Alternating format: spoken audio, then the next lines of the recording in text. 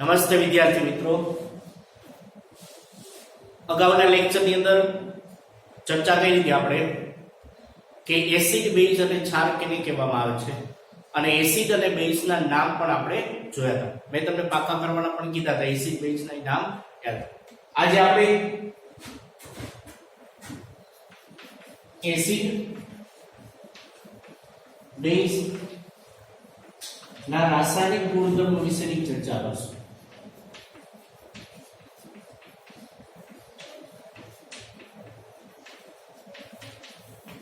એટલે કે એસિડ અને બેઝના રાસાયણિક ગુણધર્મો શું જોવા મળે છે એના વિશેની આપણે વાત કરી છે. આ એસિડ બેઝના રાસાયણિક ગુણધર્મો જોતા પહેલા આપણે પ્રયોગશાળાની અંદર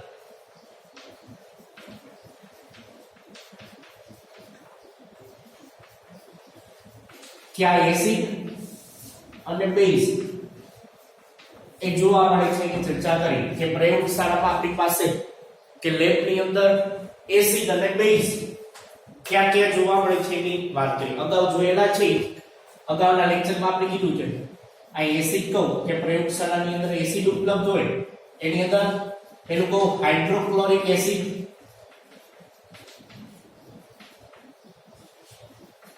કે જેનું સૂત્ર છે HCl હાઇડ્રોક્લોરિક એસિડ. બીજું સલ્ફ્યુરિક એસિડ કે જેનું સૂત્ર છે H2SO4. ત્રીજું નાઇટ્રિક એસિડ, બધા સૂત્ર સાથે બોલતા જશે HNO3. અગાઉના લેક્ચરમાં બધી માહિતી કીધી. 3 ચોથો એક એસિડ લઈ લો જે એસિટિક એસિડ, તેનું સૂત્ર શું થશે CH3COOH. હવે આપણે બેઝ પ્રયોગશાળાની અંદર ઉપલબ્ધ હોય એના નામ લખી. સોડિયમ હાઇડ્રોક્સાઇડ, સોડિયમ હાઇડ્રોક્સાઇડ નું સૂત્ર શું થશે NaOH. બીજું પોટેશિયમ હાઇડ્રોક્સાઇડ, પોટેશિયમ હાઇડ્રોક્સાઇડ જેનું સૂત્ર થશે KOH. ત્રીજું કેલ્શિયમ હાઇડ્રોક્સાઇડ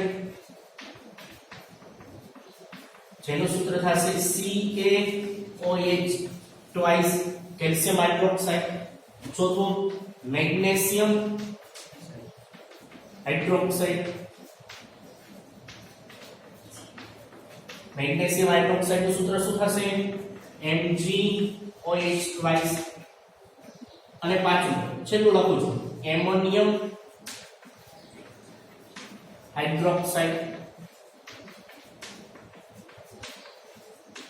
NH4OH. ચલો આ બધા જ એસિડ અને બેઝ જે પ્રયોગશાળાની અંદર ઉપલબ્ધ હોય, આ અગાઉના લેક્ચરમાં પણ આ ચર્ચા કરી હતી. આ જ રીતના લખ્યા હતા એસિડ અને બેઝના નામ. હવે આ પ્રયોગશાળામાં એસિડ અને બેઝ છે એની ચકાસણી આપણે સૂચક દ્વારા કેવી રીતના કરી શકીએ છીએ. સૌથી પહેલા અહીં દર્શાવો આપણી પાસે જે દ્રાવણ ઉપલબ્ધ હોય કે છે, દ્રાવણ ઉપલબ્ધ હોય પછી આપણી પાસે સૂચક તરીકે એક લાલ લિટમસ પેપર, પછી ભૂરું લિટમસ પેપર,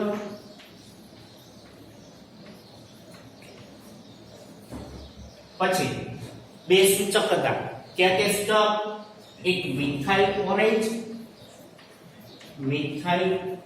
ઓરેન્જ અને બીજું ફિનોપ્થેલિન.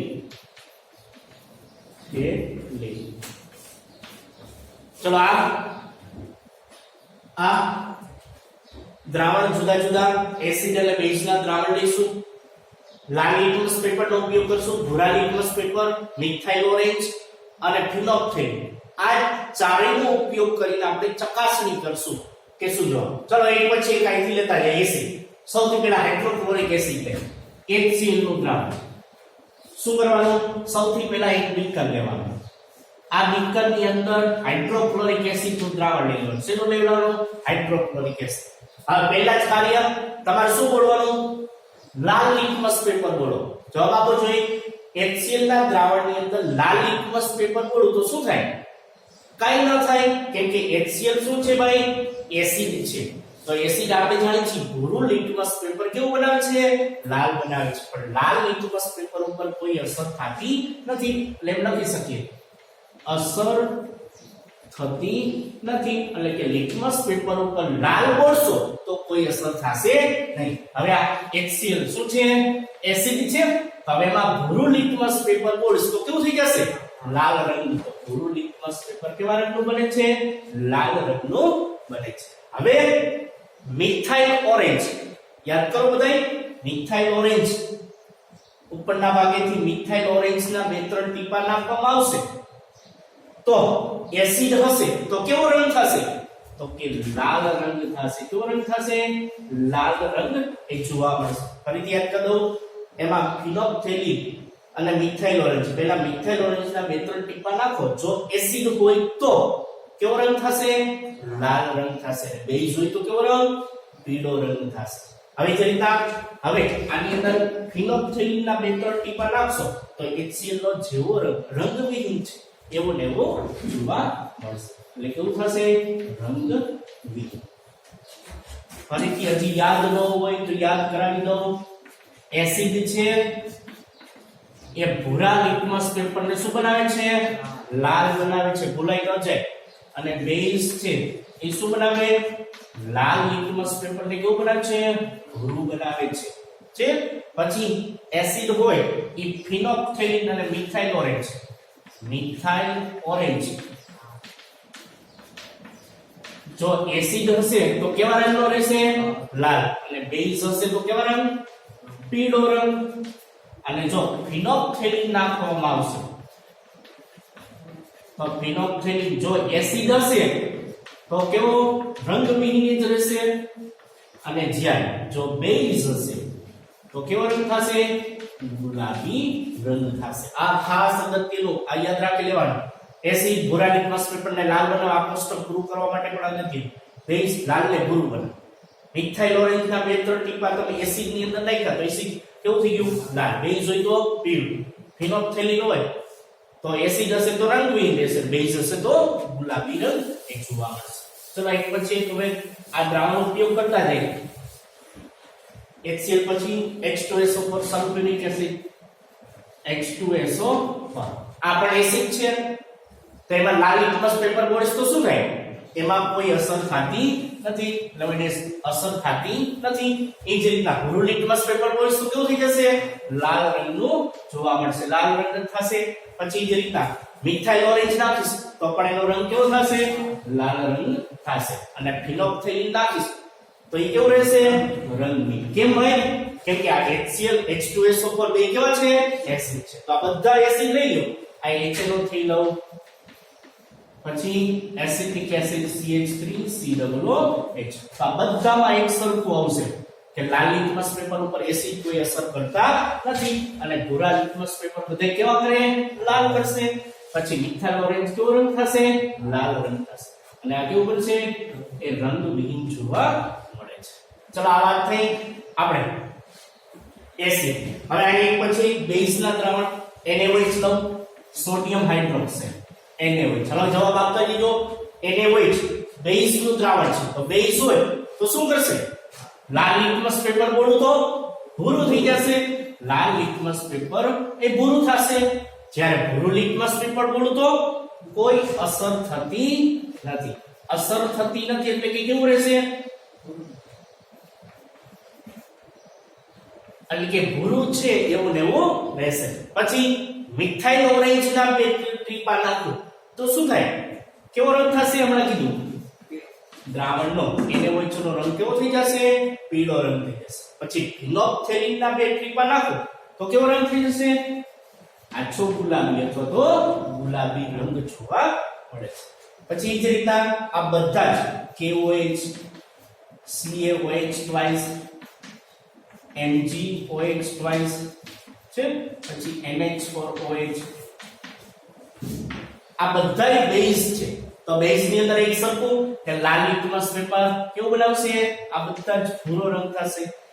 ભૂરા લિટમસ પેપર ઉપર કોઈ અસર થતી નથી આમાં. પછી આ મિથાઇલ ઓરેન્જ નાખવામાં આવશે તો કેવો રંગ થશે? પીળો રંગ થશે. પછી આ બધાની અંદર ફિનોલ્ફથેલિન નાખવામાં આવશે તો બધાનો રંગ કેવો જોવા મળશે? એક ગુલાબી રંગ જોવા મળશે. ચલો આ વાત થઈ એસિડ અને બેઝ ઉપર સૂચકની અસર.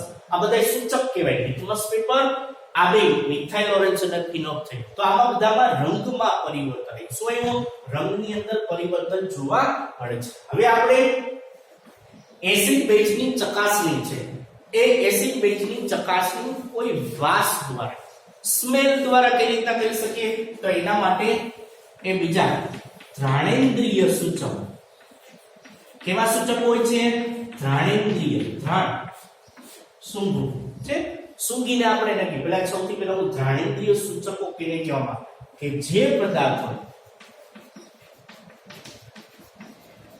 દાખલા તરીકે એસિડિક છે કે બેઝિક છે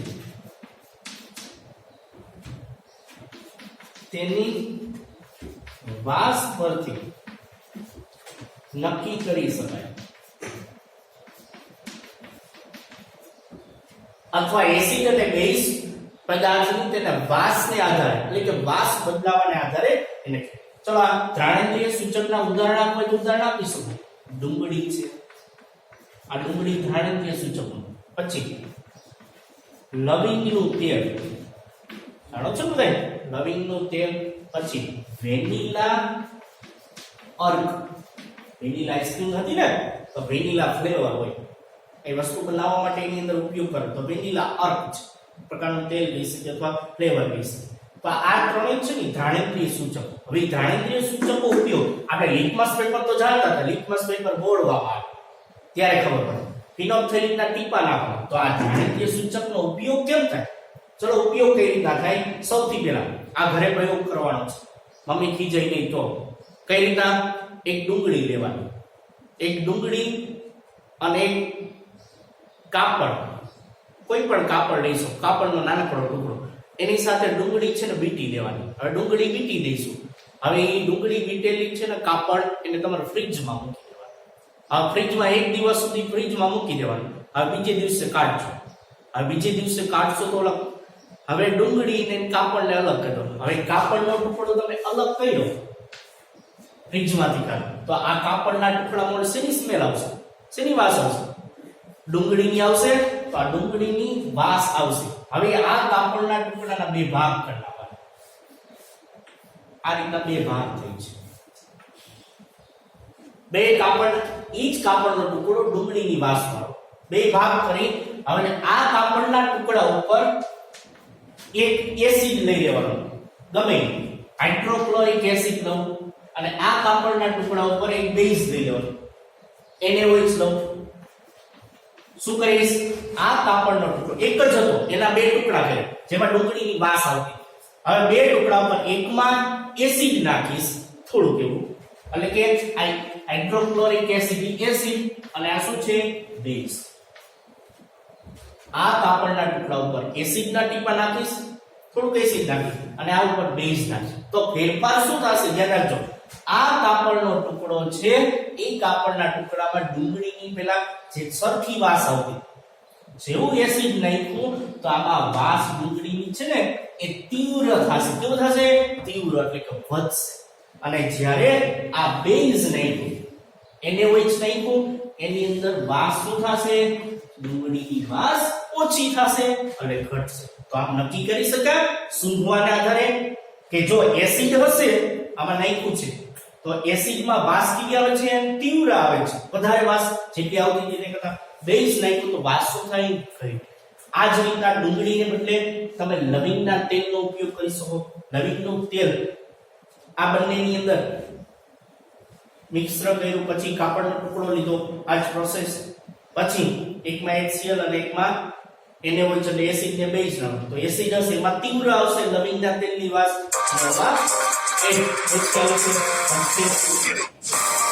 પછી વેનીલા આર્ક છે તો વેનીલા આર્ક, વેનીલા ફ્લેવર છે તો એકમાં એસિડ હશે એમાં તીવ્ર વાસ આવશે અને ઓમાં ઓછી વાસ આવશે. આમ ઘ્રાણેન્દ્રિય સૂચકો દ્વારા વાસને આધારે એ એસિડ અને બેઝની ચકાસણી કરી શકાય છે.